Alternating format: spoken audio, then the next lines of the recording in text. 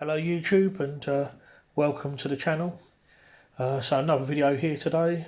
So this is week 1 day 2, so training for my competition in November. So starting off with deadlifts. The second event is a max deadlift. Now my max deadlift, the most I've ever done is 320, which I did back in May, but it would probably be a bit naive to think that I'm going to be able to do that on the competition. Having to do other events and all, I don't think it's wise nor probably possible that I'm going to get 320 or more. But if I can get around the 300 mark, I'll be fairly happy with that. So I've set a goal of possibly hoping to try and do 300 on the day. So I've written down a plan. So that hopefully by the competition I should be capable of at least 300 on the day. If I can get more than that, happy days. So written down a plan. So this first week's 3 sets of 3, starting at 200 and then going on to 205.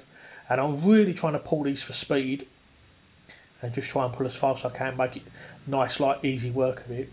You probably can't see it here, but I actually did cut my shin a little bit there. It's probably not too visible on camera, but you know that you're doing it right if you do that, because there shouldn't be any space between the shin and the bar. And that's 207.5, and yeah, it felt good. I think it moved easy enough, so that's a good start for deadlifts. So assistance exercise now. Good mornings. I did use these to great effect when I deadlifted 320 back in May, so I thought I'd introduce these for this little peaking block that I'm doing. So 70 kilos or 154 pounds just for a little warm up, and then yeah, just 3 sets of 8. Probably be dropping to 6s next week, and I'm going to be upping the weight quite quickly on these. You can't actually see it, but I'm trying to make a conscious effort to squeeze my glutes at the top and try to imagine that I'm locking out a deadlift. As I say, I've always with deadlift I've always been strong off the floor but weak at lockout. So just trying to work on that as well, and just hopefully trying to go for the best deadlift that I can on the day. I believe it's the second event, so I'll be doing deadlifts after I've already done log overhead and axle overhead for 75 seconds, so probably going to be a little bit fatigued from that. So this was my third and final main set of safety bar good mornings. I like to do them to a pin so I can know how far I'm going, and I only ever do them with a safety squat bar. I never do it with a barbell. I just don't like it. I find these just much easier and much more comfortable, not just on my neck, but it's just easier to hold the weight, and I do so much better there. Now the third event in the competition is a yoke carry. So it's 10 metres drop in turn, but I'm doing 15 metres just to make it harder. So just starting off with 100. It's been quite a while since I've done yoke actually, so I'm probably a little bit out of practice for this. So the track is 15 metres, so 15 metres drop and turn, 30 metres altogether. So yeah, 13.8 seconds on that first one. Now we're 180 kilos, almost 400 pounds. And yeah, just basically working for speed on these. This is the first week now. Like I say, it's the first time in a long time that I've done yoke, so just trying to keep the weight low for now, not trying to push it. So 14.4 seconds on that one.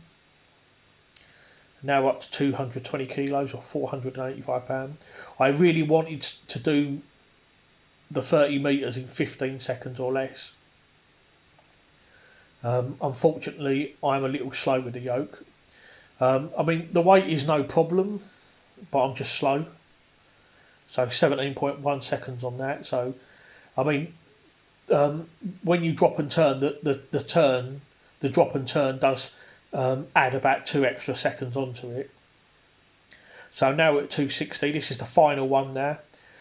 In the competition, it's going to be 300 kilos or 660 pounds. So, like I said, I wanted to do the 15 metres drop and turn in 20.5 seconds. So, to me, way too slow really. Like I say, the weight isn't a problem. I can move the weight okay. I just need to work on getting faster really. I've got the strength but not the speed. So I just need to up my game on them moving events and just get better at it really. So yeah, on the day it's going to be 300 kilos, 10 metres drop and turn. So carry a 300 kilo yoke, 10 metres, drop it, and then go back another 10 metres. That's pretty much it. So that's quite a short distance for a competition. They're normally 20 metres drop and turn, so a total of 40 metres. So I think the turn is probably going to be, because the distance is short, the turn is probably going to be my main focus on that, and I need to make sure that I get it right. I remember I did a competition a couple of years ago. It was a yoke, and I dropped the yoke too early, thinking that that was where the line was, and I had to pick up the yoke and carry it again to get to the end of the line. Then before I could go back again, and that cost me crucial seconds. I lost a lot of time and probably quite a few points because of that. I got thirds that year. Maybe I would have got second place if I could have just been quicker on that yoke. So it's all them little things to think about. So yeah, just finished off with a couple of assistance exercises, just D-bar pull downs behind the neck, and finish up with these log curls.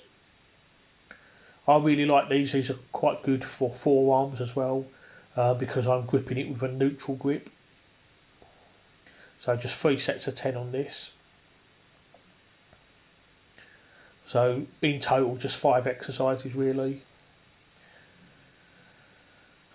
So today is September the 26th, so I would say about 7 weeks I've got to the competition. So I really, just need to just practice what I've got to do really, and just try and perfect it as soon as I can. I don't think it should be a problem with yoke. Yoke, I can get that back quite quickly. Yoke doesn't take too long. And it's not the kind of thing you want to be doing for too long anyway. Yoke takes a lot out of you, a lot of recovery. So yeah, come to the end now. So I just want to say thank you guys for watching the video. Next training session I think should be Sunday, so stay tuned.